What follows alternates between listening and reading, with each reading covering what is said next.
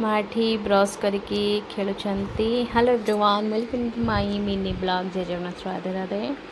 आउ हजबैंड ये फुल हरका पुरोसनी कहीं से सबुदिन से हनुमान चालीसा पढ़ते तापर ये मो गाधे पाधे कि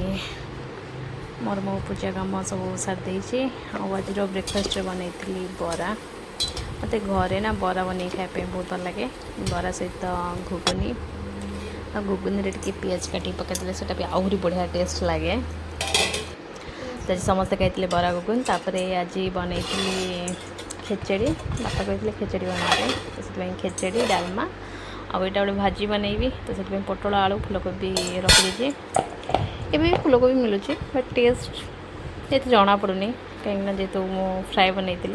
जना पड़ूला खरा ओ कहवा नहीं कि खरा हो रहा जी आम लंच खेचेड़ी डालमा आंब भाजी।